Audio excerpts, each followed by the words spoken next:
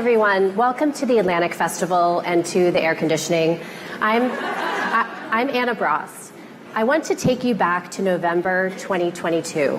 In a cover story for The Atlantic, Jake Tapper introduced the world to C.J. Rice in an article titled, "This is Not Justice, a Philadelphia Teenager and the Empty Promise of the Sixth Amendment."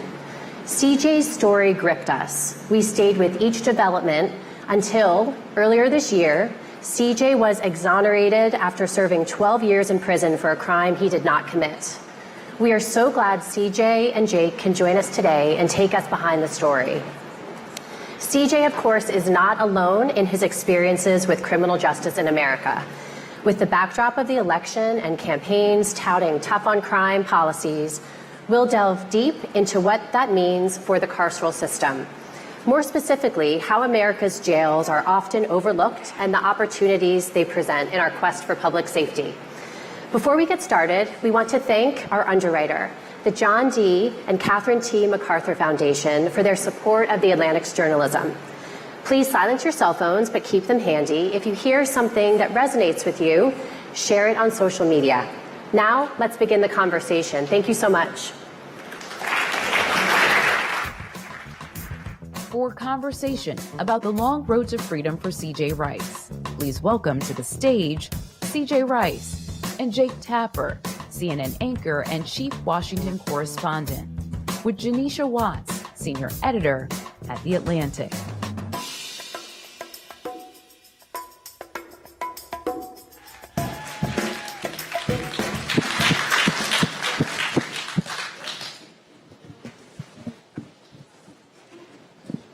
Thank you all for joining us. Nearly 3,500 exonerations have been recorded from 1989 to 2023 by the National Registry of Exonerations. A vast majority of those wrongfully convicted are Black. This year, C.J. Rice was added to the list, thanks in part to an Atlantic article that blustered the quest for justice.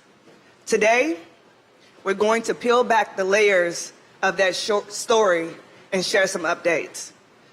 To understand where we are today, we have to go back to September of 2011. CJ was just 17 years old when he was named as a suspect in a South Philadelphia shooting that wounded 4 people. CJ was eventually convicted of attempted murder and sentenced to 30 to 60 years in prison. Jake? I had to put the microphone down, sorry. So Jake, I want to start with you. For those who may not have read CJ's story, talk about your personal connection to this case and how you first came to know CJ. Absolutely, and thank you so much. I'm going to be praising a bunch of people throughout our conversation today. First and foremost, CJ himself.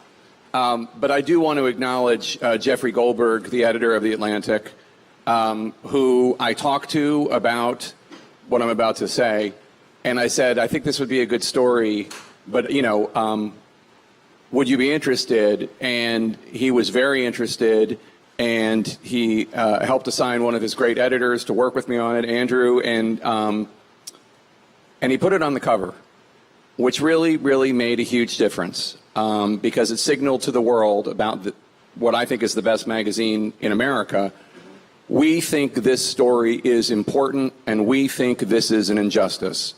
And that act by Jeffrey, soliciting the piece, putting it on the cover, I think that without it, we would not be here today. So I do want to acknowledge Jeffrey and The Atlantic magazine for what you did.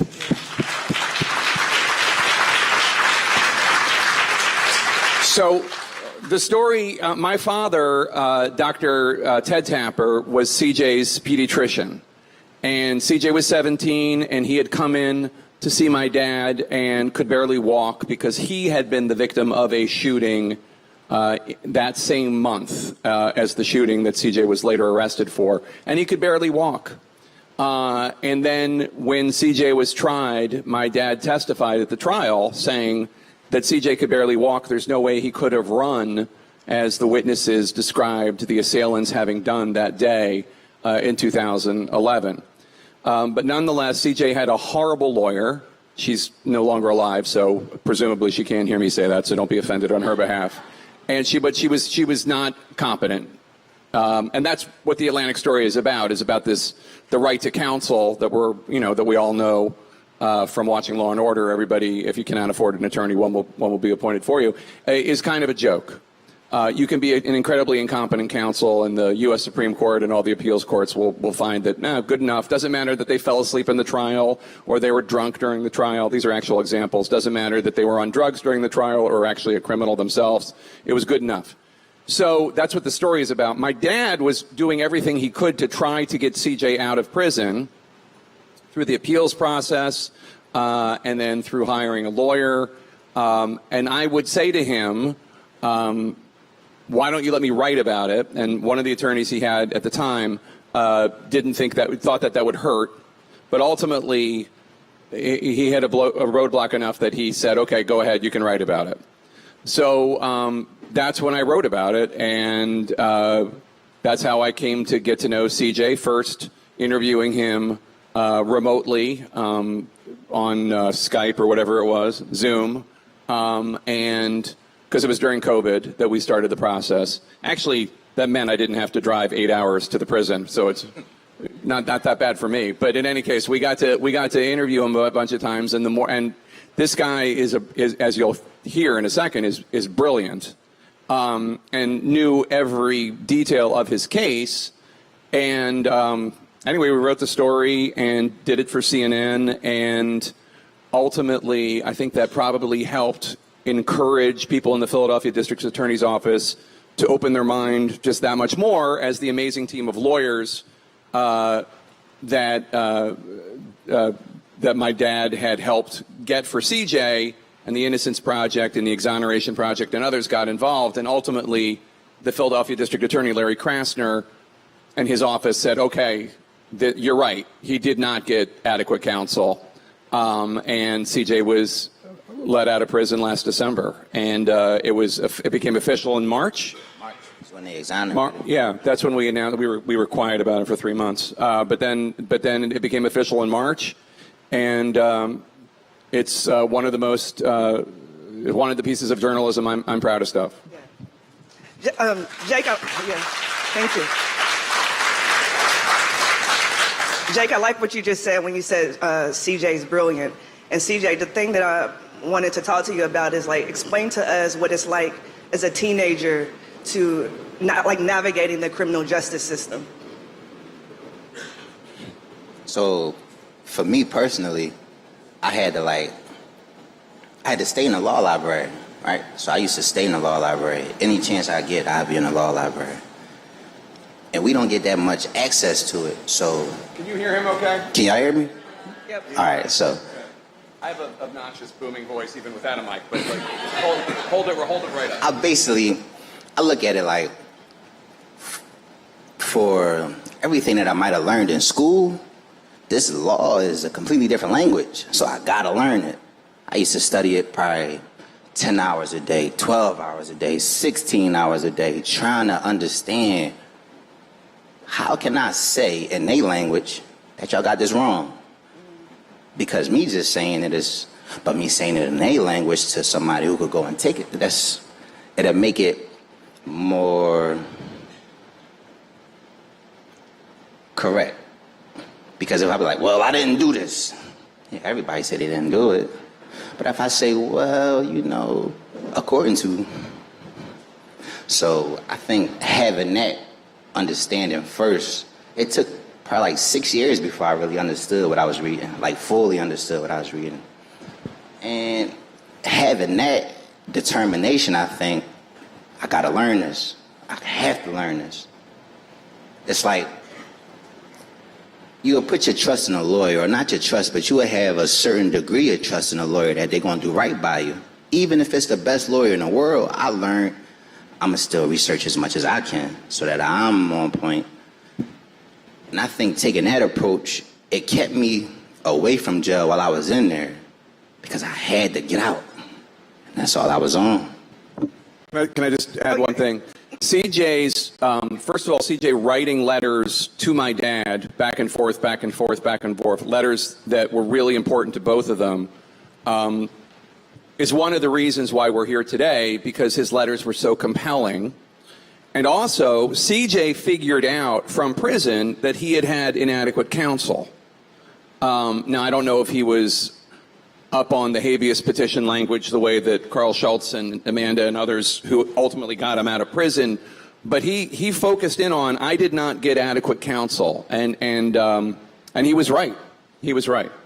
Yeah, so, and speaking of that, Jake, can you break down the red flags in the prosecution of the case? But also, like, I know a key thing is talk about the difference between a public defender and a court-appointed attorney, which CJ had. You had a court-appointed attorney. So this is something I learned while writing the story. Public defenders are often great, and they're underfunded, and they don't have the means that our society gives to prosecutors, but they are often very good at their jobs. They also defend very, very few of the people who cannot afford an attorney. Usually, most jurisdictions assign a court-appointed attorney. And these people, some of them I'm sure are great, but a lot of them are just very overworked. They're getting paid $2,000 a case, flat rate or something like that. No matter how hard they work in bulk because that's how they make ends meet. And a lot of them just aren't very good. Again, just to reiterate, I'm sure some of them are great. I don't need to get any emails or tweets. I'm sure some of them are great. But the system could be much, much better if we actually mean what we say in terms of wanting to provide adequate counsel for defendants, especially those who cannot afford a good attorney. So that was CJ had a woman named Sanjay Weaver who was just not very good, at least at that part of her career, and was working in bulk. And there are a lot of red flags, and the story that I wrote for The Atlantic goes into all the different ways, or not all, many of the different ways that she failed as a defense attorney. But the one that Carl Schultz and Amanda and others who got CJ out of prison with their habeas petition was that she granted early on in the case, she granted the prosecution's motive. She allowed it to be entered into the record and accepted, which was that it was a retaliation shooting for when CJ was shot. There's no evidence that it was a retaliation shooting. None. Zero in the record. But she granted that, and on that ground, the case was ultimately thrown out. But it took 12 years. CJ, the one thing I was thinking about is like how you wrote Jake's father, like the letters. And in some ways, in many ways, to me, they were like poetic when you would start out with the zip code, like 19148. And I just want to know, like, talk to me about how, like, that kept you sane, like that kept you going. So 19148, that's the zip code where I'm originally from in South Philly. And coming up in 19148, you learn a lot early on, right? You got to observe and listen more than you speak, and try your best to stay up, right? Whether that's just learning something new or reinforcing something you already know. So having the outlet to write those letters to Dr. Tapper and allowing me to reflect, or me reflecting and then, expressing it to Dr. Tapper, it was like therapy in there. So if I wasn't writing, reading and rewriting and rereading some legal stuff, or if I'm like just not on a leisure read or, writing some stuff down where I'm just releasing some stuff out of my brain, I take it to the pen and write Dr. Tapper. Because I can't even explain how the correspondence began from me asking for my medical records at first, and then it just was ping pong, and it was natural. So that became big, like a big part of my day-to-day. Even sometimes, just throughout the day, pick up an old letter and read the old letter. But it'll give me, and then when I sit down and write and I let my ink hit the paper, it's like, not just is it a release or a therapy, it's also like a eureka moment, like, damn, I done been through some stuff. This ain't gonna break me. I didn't hear the last part. I done been through some stuff in 19148, and this ain't gonna break me. Oh, yeah.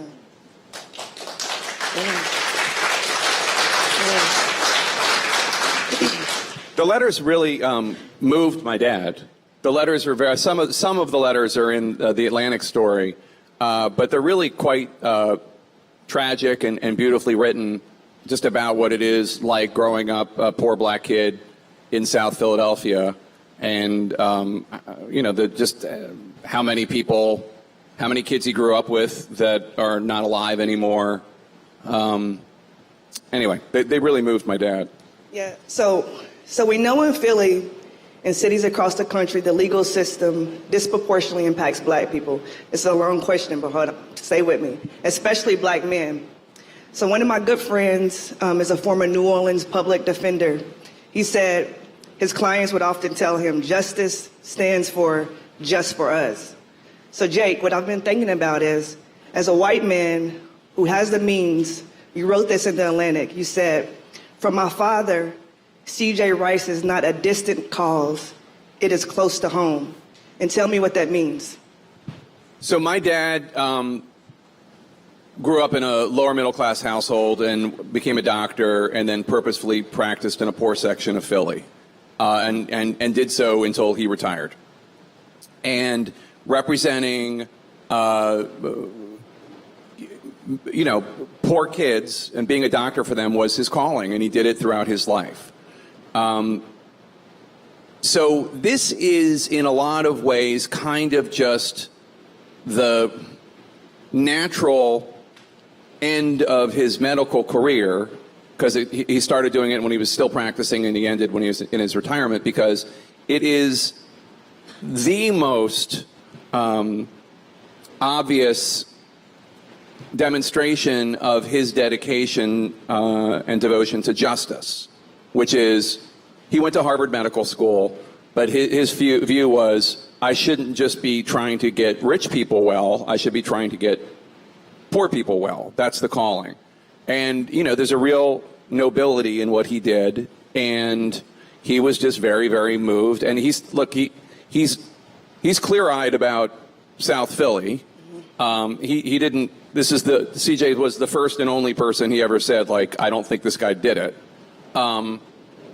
But it was, I really just think, the embodiment of his dedication to trying to walk the talk and actually make the world a better place. And you know, because of my dad, CJ's free. Yeah. And CJ, I see you shaking your head, and I know you said Jake is a solid guy. So tell me, just what are you thinking right now? I'm just thinking how things always come full circle. So it seemed like for the past 9 months since I've been home, things just been coming full circle. And when I went to trial and I found out that the day after I was born was the first time that I met Dr. Tapper, the day after I was born? Yeah. Talk about full circle, right? Oh, yeah. So that's what I'm thinking about, like, wow, things really come full circle. Mm-hmm. And that's amazing. Yeah. And the other thing, too, is that, on CJ, when you heard that guilty verdict, knowing you were innocent, how did you feel?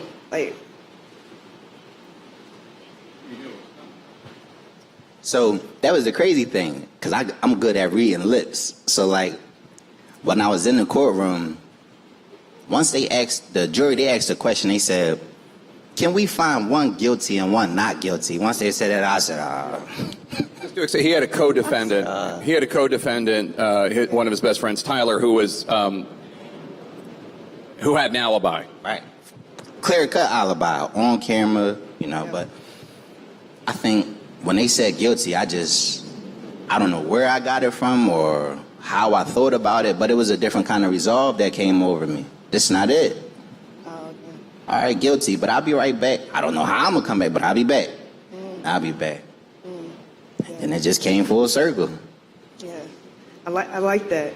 And then, Jake, while CJ was serving his sentence, can you explain, like, some of the legal challenges of getting him free? Well, the system is set up to protect itself. All of this has been hugely eye-opening for me, and in how I cover all cases since CJ, which is The system is set up to protect itself. The news media and the public, and I'm not exempting myself, tend to believe if somebody's charged, they probably did it, tend to root for the prosecution. And, you know, the appeals process, for CJ to appeal his conviction, first it goes to the judge who oversaw the sham trial to begin with. Then it goes, so guess what he decided? Then after that judge, Judge Cohen, rejected CJ's appeal, then it goes to a 3-judge panel of that judge's colleagues. Guess what they decided? I mean, the entire system is set up to protect itself and its verdicts and not justice. To be quite honest, to be completely candid, but first of all, I don't think there's no way on earth that any prosecutor would have brought this case against me. None. There's no way on earth the cops would have arrested me for it. None. Not Jake Tapper, CNN anchor. I just mean, let's say 17-year-old Jacob Tapper, whose dad was a doctor and his mom was a nurse and was white and had the means to afford a good lawyer. They just wouldn't have. I mean, there's no way of knowing that for a fact, but that's my belief. Beyond that, inside the district attorney's office, they went back and forth about whether or not to charge. I mean, keep in mind, if the theory of the case is that CJ and Tyler committed this crime and the jury finds Tyler not guilty, how on earth is CJ found guilty? Then the entire theory of the crime should be thrown out the window. And in any case, the entire system is not built for justice. There's no way that Judge Cohen, the very moment that CJ describes, he's sitting in the trial, and his attorney, Sanjay Weaver, is interviewing the only witness against him, who 3 times said she had no idea who shot her and her family, but then once after a cop came and visited her in a hospital and gave her a photo lineup, and who knows what else the cop said, all of a sudden she said it was CJ.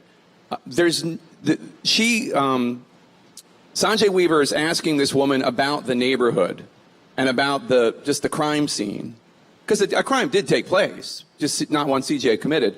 And she had not even visited the crime scene, Sanjay Weaver, and actually says to the witness, like, you know your neighborhood better than I do.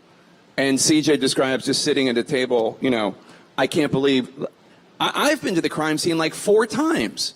How has his attorney never been to the crime scene? It's just in South Philly. It's not like out, you know, in Lackawanna County. It's right there. It's on your way to see a Sixers game.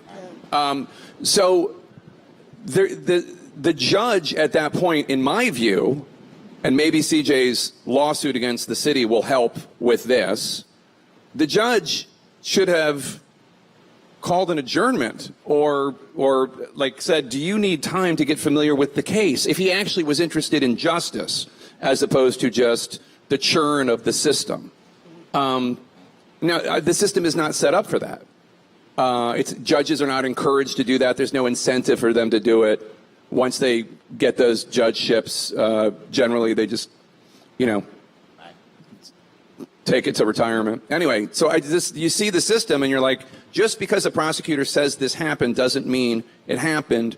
The system is set up to encourage cops to make arrests, to encourage district attorneys to get convictions. And that's, in Philadelphia, the district attorney, Lynn Abraham. Was Lynn Abraham the DA at the time? No. Yeah. So, but Lynn Abraham was a legendary district attorney in Philadelphia. And her entire campaign platform was she's a tough cookie because she was tough on crime. And how do we in the public interpret tough on crime? Oh, she got 100 convictions last week. Oh, I mean, that doesn't mean that justice is happening.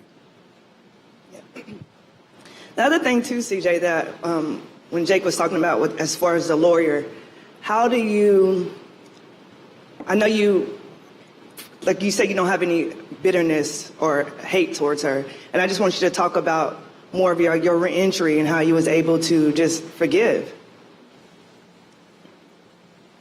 So I think forgiveness is a big thing, right? Because we all do stuff we ain't got no business doing. So somebody lying on me or somebody taking a stance that I know to be not true, I could hold it against them, but for how long? Because it's not hurting them, it's going to hurt me. So me holding it against them or me holding it in myself and letting it fester and letting it bubble up or letting it become something other than, or deter me in a way or break me down in a way or debilitate me in a way, those type of things, I can't remember exactly when, but you just got to let them go because it's not conducive to any kind of growth or good health for yourself. If you hold on to some kind of bitterness or some kind of acrimonious feeling inside yourself about some wrong somebody did you got the right to do that. But is it good for you? You got the right to do that, but is it good for you? And in that situation, it wouldn't have been good for me to hold on to that because I got some stuff I got to get done. Yeah. One of the lawyers who helped CJ get out of prison, Amanda, is right there, describes, you want to just wave to everybody so you can, this is one of the heroes here also. I'm not giving your last name because I don't know if you want the emails, but she describes when she picked CJ up at the prison last December, and it was the only time she has ever seen guard after guard, prison employee after prison employee come by to shake his hand, to say good luck, because he was such a positive force in prison, not just for himself, but for other prisoners, giving other prisoners advice, talking to other people. These aren't just words that he's saying on stage. Like, this is how he lived his life. He did put on about 100 pounds of muscle, so there was something he was channeling in the weight room, perhaps. But a little bit of transmutation. So this is, we have to end it on this, but CJ, I do, like to Jake's point, I want you to just tell the audience about how you are about to graduate and like an update and with your degree. This year I'm cohort 5 out of the Georgetown Intensive Paralegal Program. Shout out to Georgetown. he's too modest to say it, but I saw the report card. It's all A's, all A's. So thank you for joining. Thank you for this conversation. Appreciate it. Yeah. Can I, one other thing, CJ the 4th is due next month. Thank you. Yeah, thank you.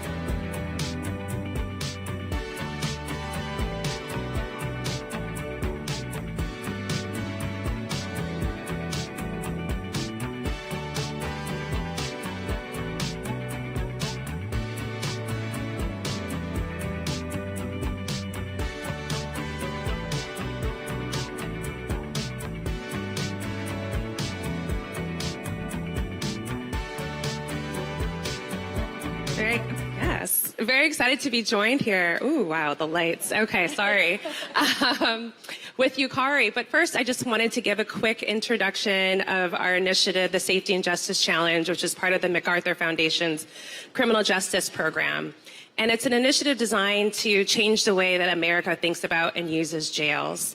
And what we're doing at the foundation is that we're working with local communities to identify strategies that are focusing on reducing jail populations and racial and ethnic disparities, which we know are so pervasive in our local and city jails.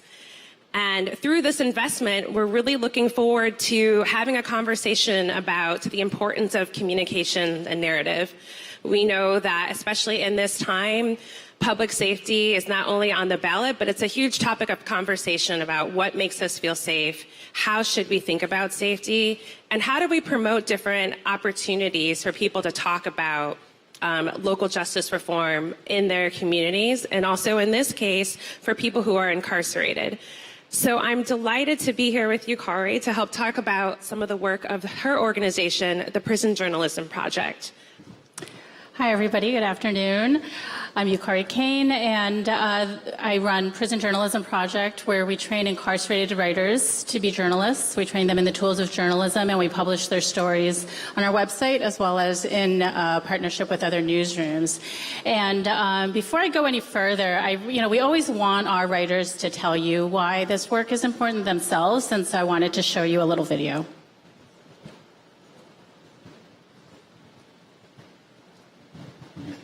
Trying to strive to become a journalist who actually makes this world a better place. PJP amplifies my voice from within these walls and gives me a platform. What I want people to understand about prison life, the prison culture, is that is a microcosm of outside. You have the good, the bad, and the ugly. But every character that you know, they're human beings. But no one listens to us. I think people have a story to tell, whoever you are, wherever you come from. If your narrative is being told by someone else, they usually can't do justice to it. In order for change to come, it has to be done with an informed mindset. And you cannot have that when you don't have all the voices on the table. I want to tell my own story. I want it to matter. I want them to know that, yes, I am a statistic in the general theme of things, but I talk back. And this is my voice, and I think it matters.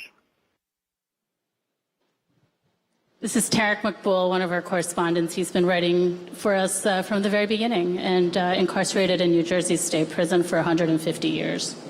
Yeah.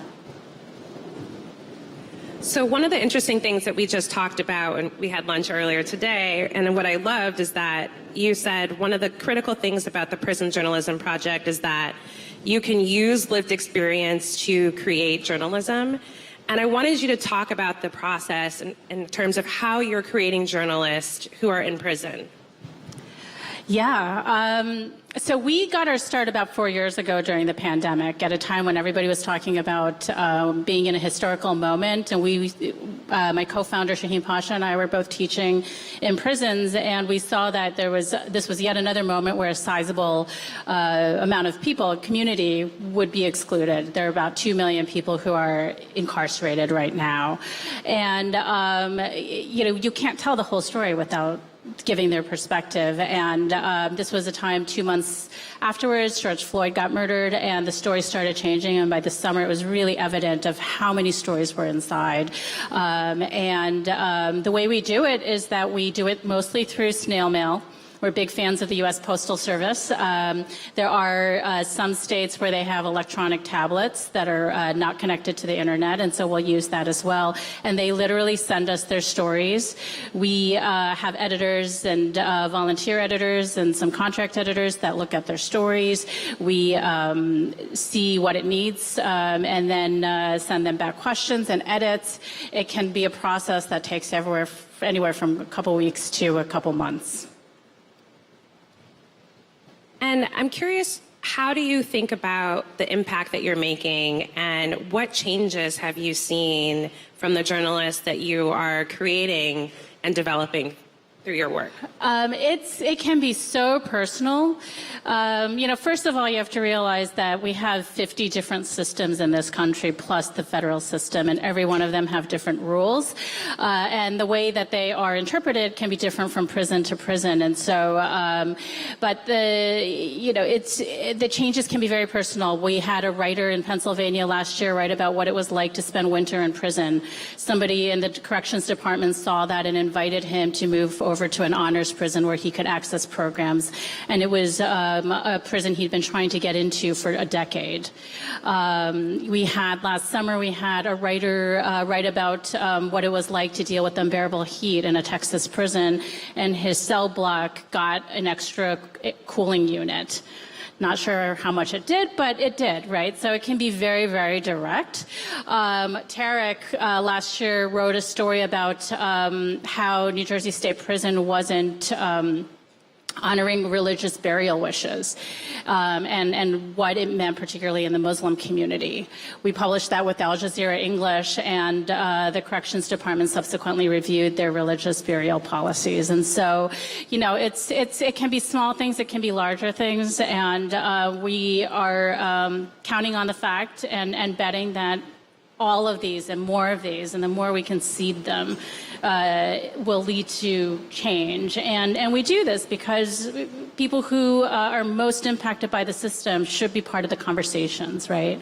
And there's so much that goes on behind prison walls that can't be seen, can't be fact-checked for journalism standards, that like lived experiences are one of the most powerful ways of getting those stories out there. And I want to talk about, too, like this work isn't hard. Working in criminal justice isn't always easy. We celebrate the small wins, but there's also regressions. What keeps you inspired and what keeps you hopeful? Honestly, it's the writers. They're so courageous. We do this work anchored in duty of care. We think about our writers' emotional, legal, and physical safety. We have a writer relations team managed by two incredible formerly incarcerated women who really look after their community, if you will, and keep on top of all the 50 different rules and regulations and changes and how they're getting interpreted. And our writers say to us, this is important for us. On a personal level, I'm a journalist. I've been a journalist for almost 20 years now, and so it's the stories. 2 days ago, we got a story pitch from a writer in Angola prison in Louisiana, and he wanted to pitch us a story about the prison rodeo that's about to happen. And I didn't know prison rodeo was a thing, and so that in itself is just incredible, right? Like, as a journalist, I want that story. But his pitch was that, he's not just going to talk about like the event itself, but he also wants to shed light on the fact that the prison administration makes a ton of money from this every year, because they sell tickets to the public. Yeah. So those are the stories that keep me going, beekeeping stories. I hope you all will check out prisonjournalismproject.org. We just this morning published a story about how people inside are dealt with summer heat in prison. We published this with the Marshall Project, and it was with 43 writers in 23 states. A lot of first-time writers. Part of what we deal with is a literacy challenge, and this was one where we really try to unpack how we ask for the reporting. We sent in, we call them Mad Lib reporting, but fill-in-the-blank writing prompts to tell this story, and they're incredible. I know it's too hot when the walls start weeping from the condensation, when they start slipping on their mattresses because they're made out of plastic. Those are the stories that I think can help tell the fuller picture of what's going on inside prisons. Well, that's all we have time for. Yukari, thank you, and to your organization and to your journalists so much for such incredible work. And thank you all for joining us today.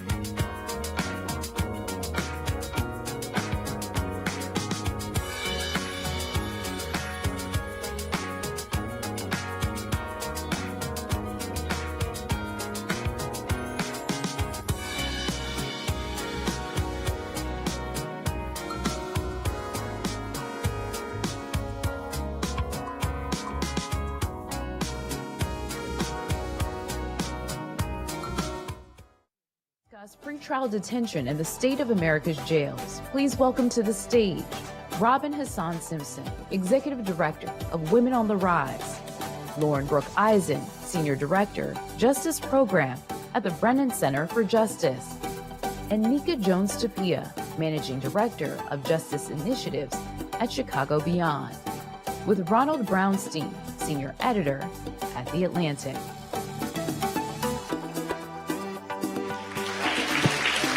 Hi, everybody. Thanks for being with us. We're going to talk a little bit about the state of America's jails and how they fit into the broader criminal justice reform discussion.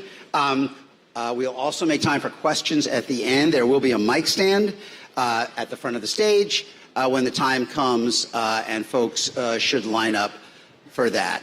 Well, let me start. We have a great panel here, and I want to start by asking each of you. You know, when we talk about criminal justice reform, there's a lot of focus on police accountability, on unfair sentences, like we heard earlier today, sentencing reform. Often jails are overlooked or not given the same focus. I wonder if each of you might address, in your mind, Nika, maybe starting with you, how does the situation in jails and jail reform fit into the overall discussion of criminal justice reform? How important a front is it in creating a system that promotes both safety and equity? Well, thank you. Thank you for that question. I am a clinical psychologist who has spent the last 20 years of my life studying the impact of America's jails and prisons on everyone's mental well-being. And what I can tell you is that everyone who interfaces with America's jails and prisons are dealing with overwhelming amounts of trauma. About 2/3 of correctional staff meet criteria for PTSD, which is higher than veterans, higher than police. About another 2/3 of people who are incarcerated are dealing with serious and moderate amounts of PTSD. And that doesn't just translate to dis-ease, it translates to a loss of life. Correctional staff live an average of 20 years less than people in the general population. Wow. The average life expectancy of a correctional officer is age 59. Many of them don't live to see their first retirement check. For every 1 year a person is incarcerated, they lose 2 years off of their lifespan.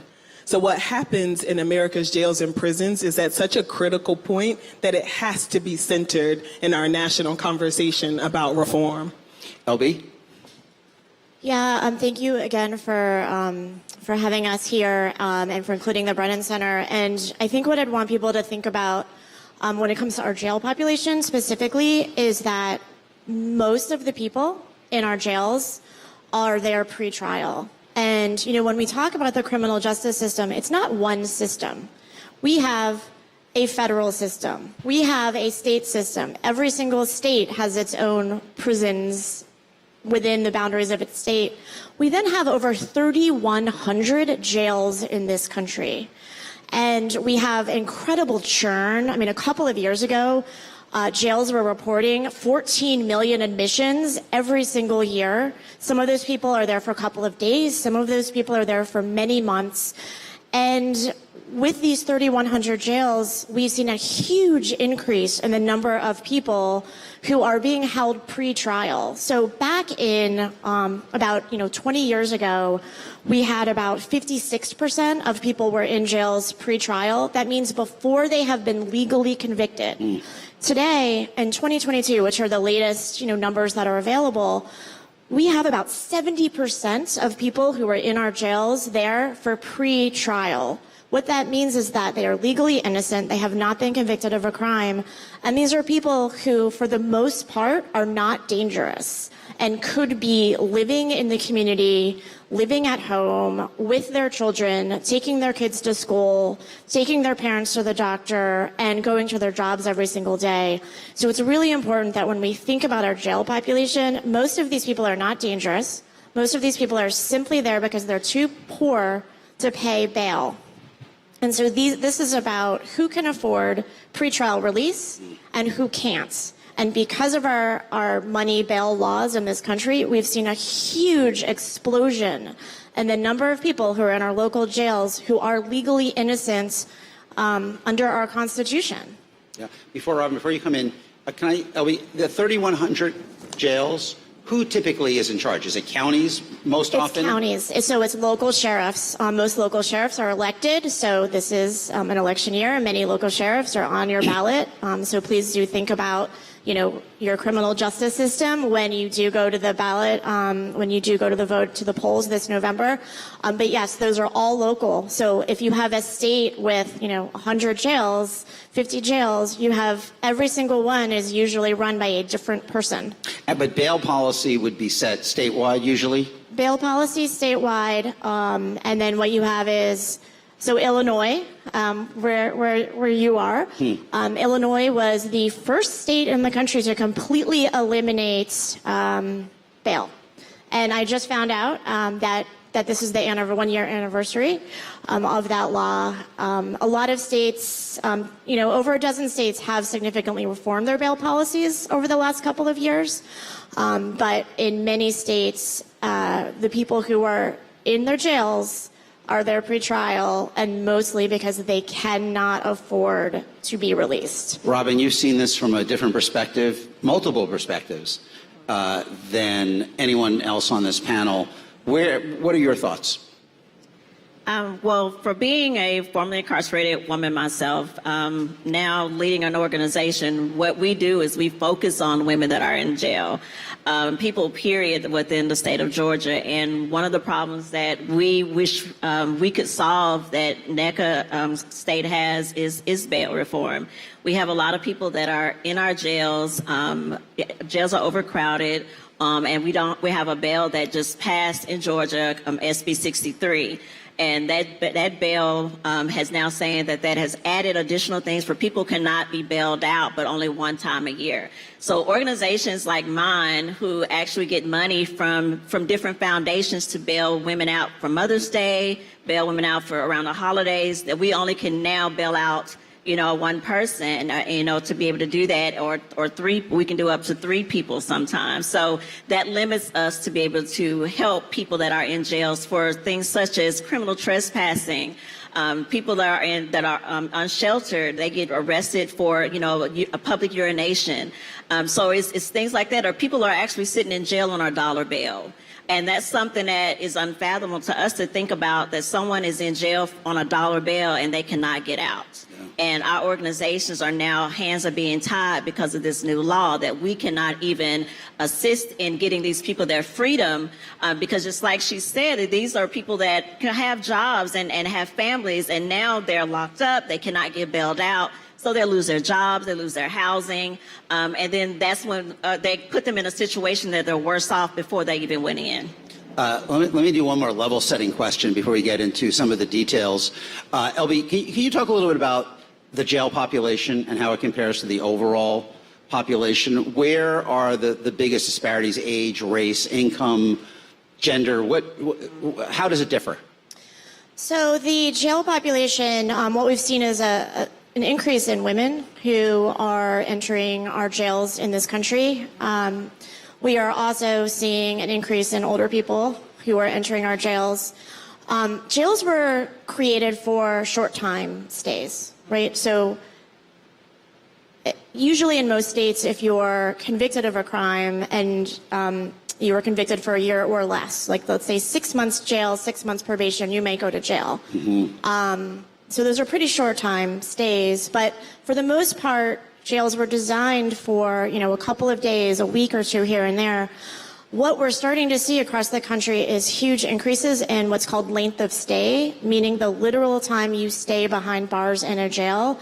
And jails, for the most part, do not have the programming, do not have the mental health treatment, do not have the drug treatment, do not have, medically assisted medicine that people need to overcome their drug problems.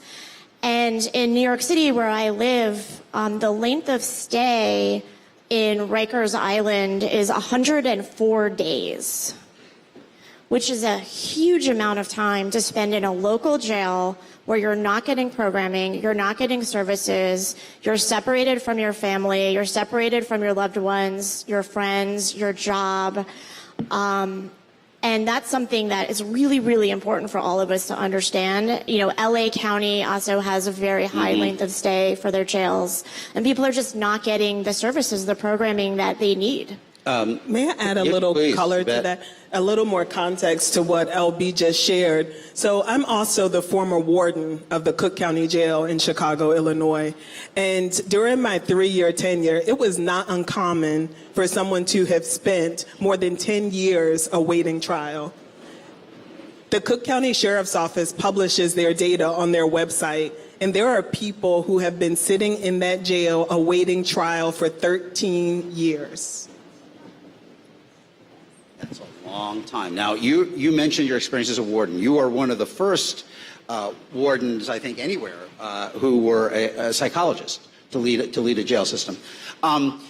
We know that in many counties, the jail population includes a disproportionate number of people who have mental health needs. People sometimes describe jails as very imperfectly the biggest mental health provider in a county. How equipped or not equipped are they to deal with that population? And are there examples of places that are doing a better job at it?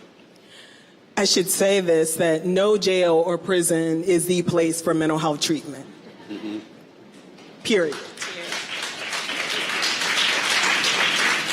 And in fact, being in a jail or a prison, whether you are incarcerated in one or whether you work in one, causes mental health issues. And so I can't identify any jail or prison system that is doing it well.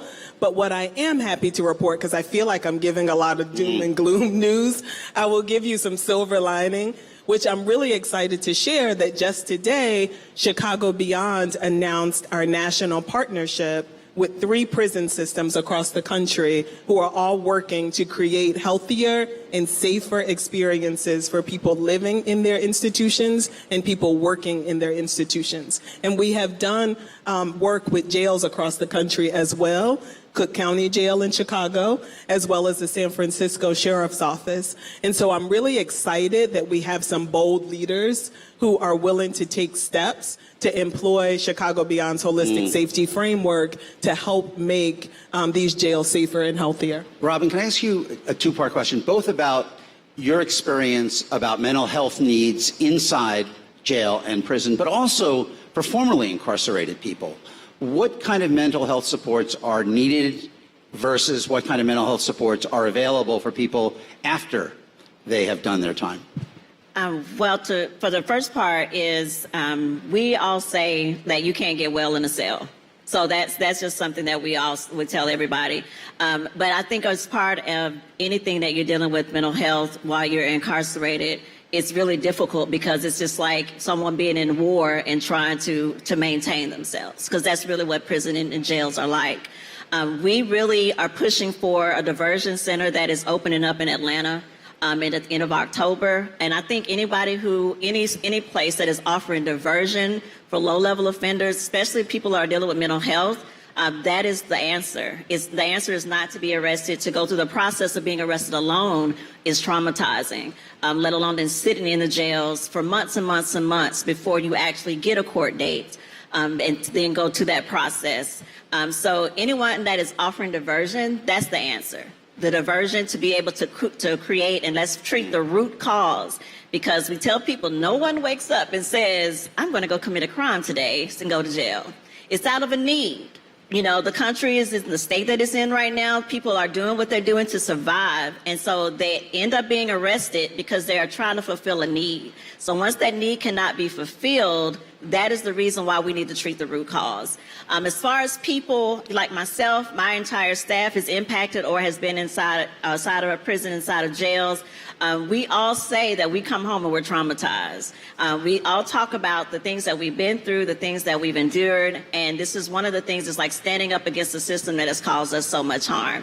It's difficult to not, get out of prison and not just like put this behind you. It's very difficult to do that. So we all thinking like us standing up, talking about it, seeing what we can do to actually change the system. That's what's going to actually make it better. Nika, can I ask you, the talk about the trauma with the detainees, the prisoners, but also the people who work there. Talk about that side of the equation. Well, even going off of what Robin just shared, no staff person can be well working in a system that is overfilled with people who are incarcerated. And so right now there is a ridiculous demand on jails and prisons, and we really have to think about who can be safely transitioned out of these systems into community so that staff can even engage with people incarcerated. The more staff that I talk with, they all say this system is failing all of us. They say that, and they are hurting. There is an immense amount of isolation that happens in jails and prisons, whether we're talking about staff who don't share what happens in their facilities with their families or their communities, or we're talking about people incarcerated who are also disconnected from their families and communities.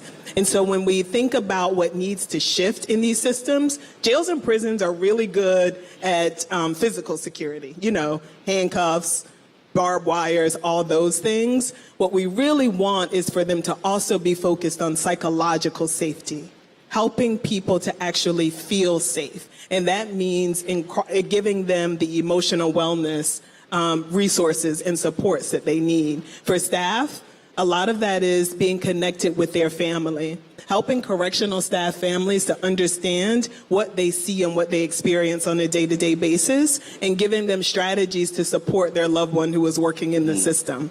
For people who are incarcerated, it is also connection with family. Jails and prisons disconnect families. And what we need are bold leaders who understand that families are a key to rehabilitation and reentry, and we have to engage them in the process from the very moment a person is incarcerated. Talk about how that's done. I mean, in terms of engaging the family, what did you try to do? What do you see others trying to do? Well, Chicago Beyond worked with a few jails and prisons to help them shift visitation. Most jails in this country do not allow for contact visitation between people incarcerated and their loved ones. So can you imagine being incarcerated for years and not having physical contact with your loved ones? And what that does to children. When I was younger, my dad was incarcerated, and I'm sitting here before you today as Dr. Nika Jones Tapia because prisons were way different then. In the 1980s, prisons allowed families to bring food in for visitation. So in this very abnormal environment, we had very normal experiences once a week with my dad. So children whose parents are incarcerated, research shows that there are two ways that we can support them to be successful. That is allowing them to have positive contact with their incarcerated parent, and by allowing them to have positive adults in their lives. And so we work with jails to have more humanistic visiting practices that center contact. Robin, anything like that in Georgia? Actually, in Fulton County, where we are, we have video visits. So as Neka was saying, we have where people are not going to trial for years and years as well. I don't have the statistics, but in Fulton County, I'm sure you all have heard, is very overcrowded, where they're trying to ship people into different states. It's so overcrowded. Yeah. But what they do right now is video visits for people to be able to stay in contact with their families. Yeah, go ahead. And that's something we haven't really talked about yet, is the overcrowding that's happening in jails right now. So we have a huge, building on Nika's point, we have a huge correctional crisis in our country where most prisons and jails are severely understaffed. There are prisons and jails in this country that have a more than 50% vacancy rate in terms of their staff. And the number of detainees and incarcerated people are only increasing. So what we've seen all across the country in both our jails and our prisons is that more people are getting locked down and not spending any real meaningful time outside. Sometimes people are spending maybe an hour a day outside for legal reasons. And that's because there aren't enough staff in our jails and our prisons in, county after county, state after state right now to actually have meaningful engagement with the people who are incarcerated or detained in these facilities. People are not getting their medicine. People are There's a huge increase in death in custody in this country because of the overcrowding, because of the lack of medical attention. And it's very, very hard to recruit people to work in these jails and these prisons because of the conditions. So you are absolutely right. We've got to improve the working conditions for both the people who work in these facilities, volunteer in these facilities, teach GED classes, and for the people who are incarcerated, because we know that violence is created by trauma, right? And if we don't break that cycle of trauma and violence, and if we're perpetuating that cycle of violence, which has increased a lot because of our staffing shortage in this country, then we're going to have communities that are less safe. And I know, everybody here cares about public safety, community safety. If we don't improve the conditions in our jails and our prisons, we're not going to be able to meaningfully improve public safety. Well, let me ask you, let me stick with that, because crime is going down again, but during the pandemic and immediately after, crime rates went up in major cities, including violent crime, and that put a lot of pressure on all of the efforts at criminal justice reform, including bail reform and diversion programs. How would you assess the state of kind of the debate today? Is reform, rethinking these programs, rethinking these institutions still advancing? Is it retreating? Are we kind of stuck? We've seen bail reform reconsidered in some big places like New York. How would you describe the state of the debate right now? So when it comes to discussions, my co-panelists here can back me up on this, right? When it comes to discussions of crime and justice, it's political, right? The experience in the United States is not one of studying data and actually using the data and thinking about thoughtful ways to increase community safety based on the data, based on what we know. The Brennan Center is trying to do what it can to debunk myths that criminal justice reforms are driving increases in crime. Right now, crime is actually significantly low. Right. Violent crime has receded since a very small blip during the pandemic. And the Brennan Center just published a report a couple of weeks ago looking at 33 cities across the country and found that bail reform had no impact on crime one way or another. We've also done work looking at undocumented individuals, immigrants, migrants coming to this country. And all of the research shows that immigrants commit crimes at lower rates than people born in the United States.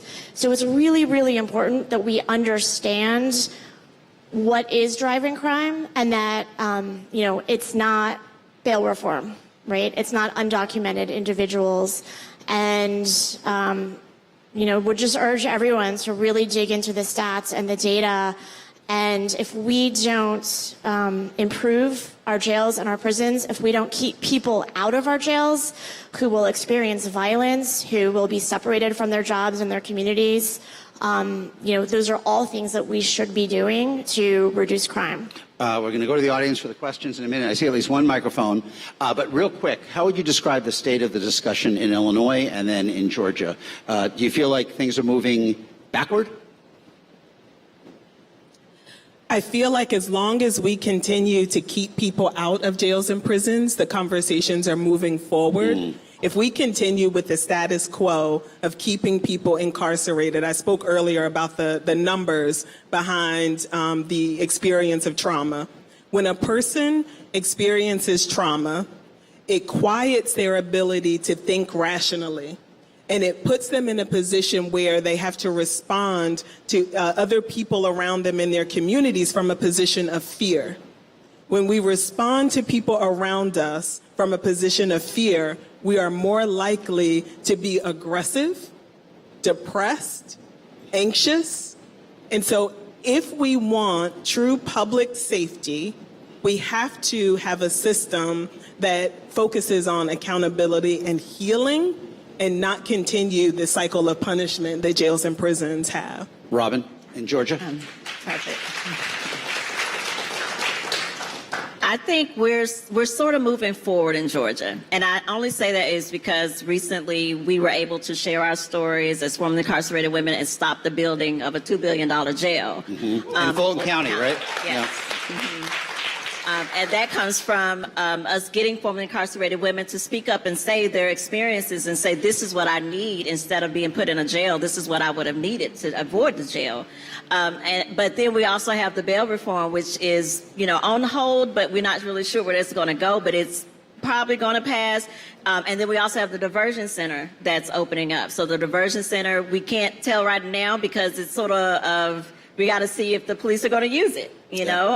And I think if we can convince police officers to use the diversion center, dropping people off to actually help them instead of taking them to be arrested to go through the system, then I think we can start moving forward in Georgia. All right, thank you. All right, so we're going to go to questions with an underline on the word question as opposed to statement or speech. So please, first question. Hi, thank you. Andrea James from the National Council for Incarcerated and Formerly Incarcerated Women and Girls. Robin, I want to just say thank you for your work. I got up to thank you for the work that you're doing in Georgia. We don't hear much about women in incarceration. 85% upwards of currently incarcerated women were the primary caretakers of their children. Can you speak a little bit to the effect of separating mothers from their children? Definitely, because I'm one of them. When I went to prison, my daughter was 7, and I went to prison as a single mother. And fortunately, I had parents to take care of my daughter till I got home till she was 17. But a lot of women, the majority of women that are incarcerated do not have that luxury. So when they come out, then you have to either your children have been taken from you, and then you have to figure out how to get your children back and to be able to be stable yourself. Now, I know what I went through is a separation from my daughter of 10 years, but then I had to figure out how do I come back into her life to be her mother. And so that was a challenge in itself where we had to go through therapy. We had to go through a lot of things to reconnect and to make sure that we had the mother and daughter relationship. But separating mothers from their children, which in this society right now, the mother is the major caregiver of children these days. You don't have the traditional mother, father, or two-parent home that we had, years and years ago. And so when you separate them, then it becomes now the children go through the trauma of possibly going through what they're going through. Yeah. Next question. Hi, my name is Madison. I am a junior at Gettysburg College, and I am here on a program with the Lutheran College Washington semester, and I've been inspired by you guys talking about an issue that's not talked about a lot in schools, especially being a student. It's not an issue I've heard about a lot, but I have family that has been incarcerated, so it's empowering to hear somebody's advocating for those people. And something that I would like to say is that a prominent part of prison or jail is rehabilitation and being acclimated to the real world, as one might say. But there's not much that helps people be reacclimated to the world we live in today. New technologies. Yes. My question is how do people get reacclimated into the world that we live in, and what efforts can be made to do that? Nika, maybe you can start. That is the power of community. Jails and prisons have to see themselves as part of the community because they are. And we've all heard the statistic that 95% of people who are incarcerated are going to be returning to communities. By having community members come in and offer resources and supports to the people who will be returning to their communities, that is real rehabilitation. But first, we also have to think about how we allow people to stay in community so they don't have to go into these facilities. Let's go to the next question. Yep. My name is Don Wilson, and I advise leaders on strategy. All of you are very eloquent. Thank you for everything you had to say. Incredibly eloquent, no other way to describe it.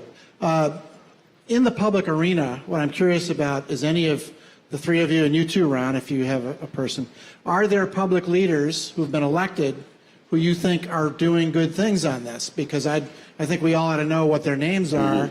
If there are those, and regardless of party or whatever station they're working at, or do you find that this whole landscape of leadership on this issue is devoid of public leadership? Again, I'll give praises to the system leaders who have signed on to work with Chicago Beyond. The prison system leaders in Vermont, in Hawaii, and in Arizona have all said, we know that our jails and prisons are not safe and are not healthy as they should be, and we are going to take steps to change that. You can learn more at our website, chicagobeyond.org, and I invite you to talk after the segment. Yeah, building on what you just said, there are a number of directors of corrections and governors in those states who are working with Chicago Beyond, who are working with a group called Amend, the Vera Institute of Justice, and they are partnering with these organizations, a group called The Last Mile. So there are some very strong governors and directors of corrections who are partnering with these organizations, partnering with groups that are bringing in coding and technology into prisons. And, I think their work needs to be supported because it's so important to focus on the humanity and human dignity of the people who are incarcerated. With the Brennan Center, we advocate for significantly shrinking the number of people in our jails and our prisons. We have a report published a couple of years ago, where we advocate for almost cutting the prison population in half in this country. There are just far too many people who are in our prisons, and most of those people are there for far too long, far too many years. And then, if we can shrink the size and scope of our prison system, our jails, then I think maybe even more stronger leaders will emerge who say, you know what? Let's actually try to improve the conditions of confinement because we have fewer people in these places, and we can do that. Let's try to squeeze in another question. Thank you. Hi, so my name is Ella. I'm also with the LCWS, the Lutheran College Washington semester, and my thought process, I guess, was more so that jail is supposed to be something that deters people from committing crime and more so of a punishment for the crimes that people have committed. So I feel like the way that you guys talk about wanting to fix prisons and stuff is great, but I feel like that would work better for those who have committed lesser crimes. But would you suggest to do the same thing to the prisons that are housing people who've raped and murdered? How does it fit in? I'm sorry, can you repeat the question again? The question was, I guess, does reform also apply to people who've committed more serious offenses? I've walked the halls with people who have been accused of doing some pretty devastating things to people. And what I can tell you is that they're all human, they're all someone's daughter or son, and they have loved ones there, and they deserve to not experience harm themselves, and they deserve the opportunity to heal. Many of them have been let down by multiple systems over the course of years, and it's not something that just happens at a blink of an eye. And so us as community members, is each one of us in this room and people watching could take the time to just engage with other people, support people in real ways, then I think people will truly be seen and have opportunities for healing so that they don't end up creating harm. I know we're in overtime, but we have one more person waiting for a question. Go ahead. Hi, yes. My name is Jacinda Rudorin. I'm a law student, and something interesting that we learn about is how rehabilitation, the idea of it, the acceptance of it, has shifted over, the many decades in American history. And I'm curious as to the state of it now, because, even as there has been support of it, it often fails, partially because of reasons that people just aren't as invested in it. So what is the state of it today? How invested are people in it today? And what do you think the state of it is moving forward? And you all may want to answer this as well. Yeah. Just very quickly, we have far too many people in our prisons and our jails to provide them with any meaningful programming, rehabilitation. In prisons across the country, state prisons, federal prisons, there are long waiting lists to get into programs. People have to move prisons to get into the program they want, maybe be separated further away from their families. Again, we have this significant staffing crisis. So, and the first thing to get cut when budgets are cut, when corrections budgets are cut, is programming, is rehabilitation. And, you probably... You have direct experience with this. Yeah, but the thing that I really think that is that we talk about having rehabilitations in the jails. We need to look at what's really sustainable. And I think when people, like our current sheriff says, I'm getting barber schools and cosmetology license in the jails, people that are in jails are not thinking about, I need to get a cosmetology license or I need to get a certificate for this. It really needs to be real programs that come into the jail that can deal with mental issues, can deal with trauma issues, can deal with issues of why you come to jail in the first place. What led you here? That's the kind of programs that need to come to the jail. That's something that we do with Women on the Rise. We actually go in there, we talk to them because like we've been here and they open up to us because it's like we've been on the other side of that glass. We know what you're going through. Let's talk about, let's see what we can do to help you not go through this again. It's that kind of programming that I think can actually fix going inside the jails instead of these, I'm getting a certificate to be able to do something because that's not helpful. Not in jails. In prisons, to me, that's the kind of programming you should have. Because in prisons, you're there for a period of time, you can actually get it, and then when you get out, then you have something you can fall back onto to help you with employment. But while you're in jail, I really think you need to address things that are the temporary things you can address with our mental issues or trauma issues. Well, first, I think all of us on the panel want to give the audience a round of applause for sticking with this sometimes difficult conversation today. And second, will the audience give this terrific panel a round of applause?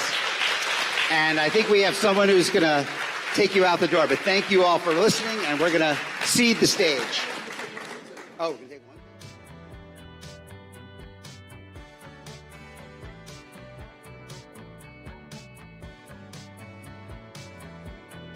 Thank you all so much. Let's give all of our speakers a round of applause. Thank you for being here. We want to thank our underwriter, the John D. and Catherine T. MacArthur Foundation. Please continue to enjoy our programming. If you're 21 and older, happy hour will be outside at 5 p.m. And then following that at 7, we'll have Speaker Emerita Nancy Pelosi in conversation with the Atlantic's Jeffrey Goldberg. Thank you so much.